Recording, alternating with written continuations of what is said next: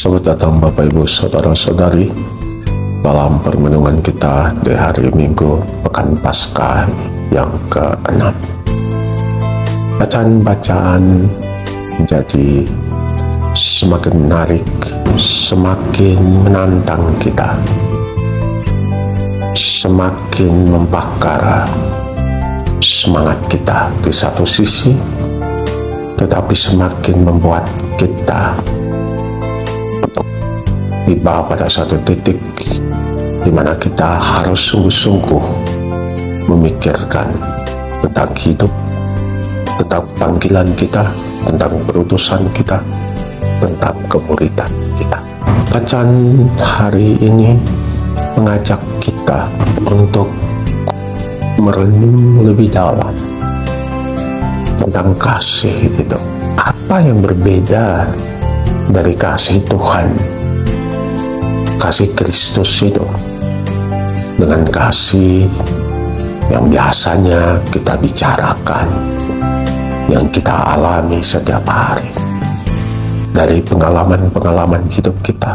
Apakah sama saja atau ada sesuatu yang berbeda?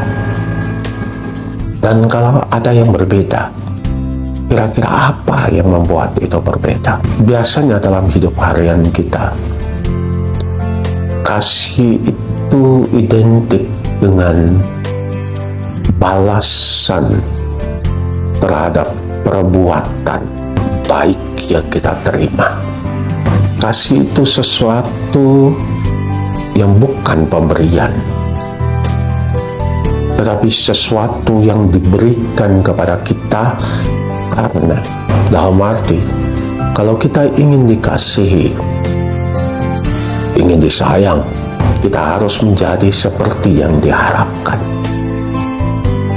Dan kadang tanpa kita sadari, kita menyamakan kasih Tuhan dengan kita itu seperti itu.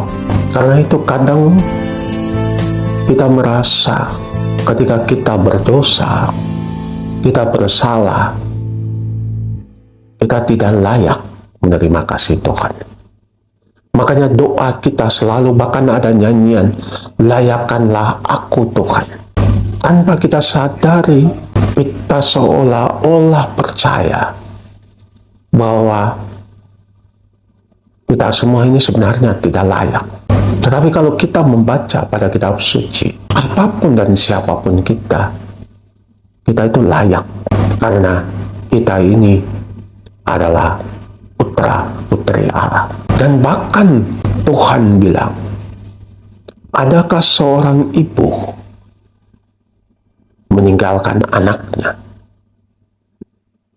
Jika ada seorang ibu meninggalkan anaknya, aku tak akan meninggalkan engkau. Kasih yang lebih besar adalah kasih orang yang mempertaruhkan nyawanya. Dan itulah kasih Tuhan itu. Dia mempertaruhkan hidupnya ketika dia mempercayakan kepada kita napas kehidupan itu, kepada tanah-tanah, dan punya kemungkinan besar untuk gagal. Tetapi dia mempercayakan rahmat kehidupan itu kepada kita, supaya kita semua boleh bernapaskan napas Allah gitu. Dia bukan hanya mempertaruhkan hidupnya sendiri, tetapi dia mempertaruhkan hidup putra tunggalnya untuk kita. Dan putra tunggalnya bahkan mempertaruhkan juga hidupnya, bahkan harga dirinya, bahkan masa depannya dia pertaruhkan untuk kita. Dan itulah kasih itu, kasih yang tulus dari Tuhan untuk kita. Dan itulah kabar gembira di hari Minggu ke-6 ini. Dan itulah juga keinginan Tuhan, yaitu kita semua hendaknya saling mengasihi satu sama lain. Mengasihi seperti Tuhan mengasihi kita. Mengasihi yang tidak pernah menuntut. Mengasihi yang selalu membuat pintu maaf, membuka pintu maaf. Mengasihi di mana kita selalu diberi kesempatan. Pun ketika kita gagal, Tuhan mengulurkan tangannya kepada kita agar kita pegang, agar dia boleh membangkitkan kita kembali. Kasih yang rela mengambil resiko untuk orang lain. Kasih yang pada ujungnya adalah kebahagiaan mereka meskipun saya menderita. Bukankah itu amat berbeda dengan kasih kita? Bukankah kasih dunia ini adalah hak semua orang untuk bahagia? Dan bukankah itu kadang pertengkaran yang terjadi dalam hidup kita? Karena soalnya saya menderita sementara dia senang. Jadi untuk apa saya harus menderita? Saya juga punya hak toh untuk bahagia. Tetapi apakah sebenarnya kebahagiaan seorang manusia itu? Kalau kita mau jujur sebenarnya, apakah kebahagiaan itu identik dengan jempol yang diangkat kepada kita, pujian yang diberikan kepada kita, senyuman yang diberikan kepada kita, penghormatan yang diberikan kepada kita? Benar kita bahagia. Semua itu membuat kita merasa bahagia sampai kita melambung ke langit ke-7, atau mungkin ke-9, atau mungkin langit ke-12 dan seterusnya. Tetapi kalau kita mau jujur, cuma sejenak. Tetapi kebahagiaan karena kita orang lain berubah, karena kita orang lain semangat, karena kita orang lain bangkit kembali. Kebahagiaan itu tidak dirasakan di tempat yang lain kecuali pada jiwa yang paling dalam. Dan kebahagiaan yang model ini akan membuat kita merundukkan kepala, bersyukur kepada Tuhan karena kita boleh diberi kesempatan untuk menjadi saluran rahmat dan berkat. Tetapi kebahagiaan di mana kita merasa melambung sampai ke langit tanpa kita sadari membuat kita menuntut dari orang untuk membalasnya sepadan atau bahkan lebih dari yang kita sudah korbankan.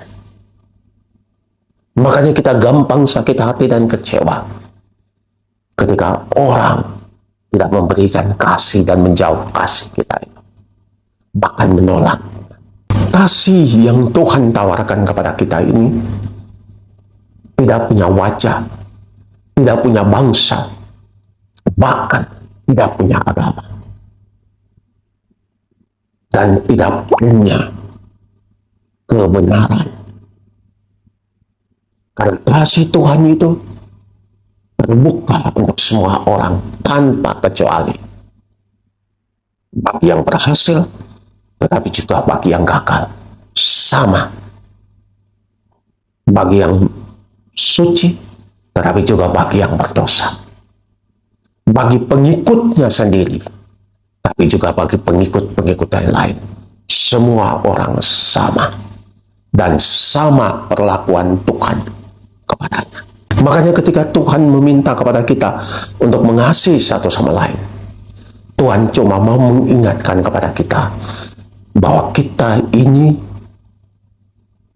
adalah buah dari suatu kasih Tuhan kepada kita.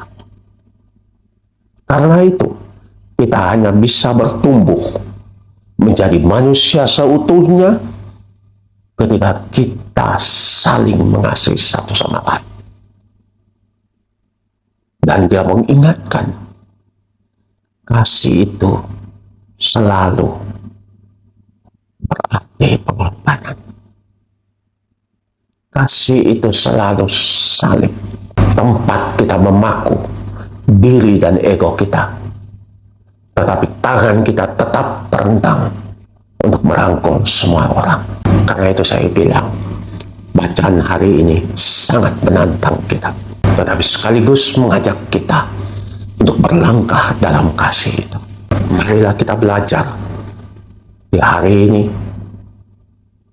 untuk lebih mengasihi Tuhan, untuk lebih mengasihi sesama, untuk lebih menerima diri kita dalam kerapuhan kita, dan membiarkan kuasa Tuhan itu mengalir melalui diri kita.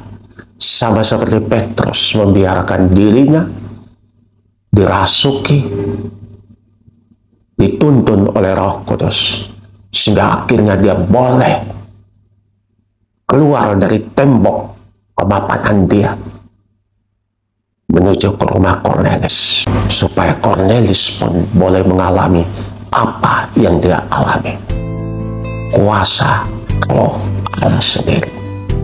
Semoga Allah Bapa yang Maha Kuasa memberkati kita sekalian, mencurahkan rahmat kasih-Nya kepada kita, agar kita semakin bertumbuh dalam kasih-Nya, Bapa, Putra, dan Roh Kudus.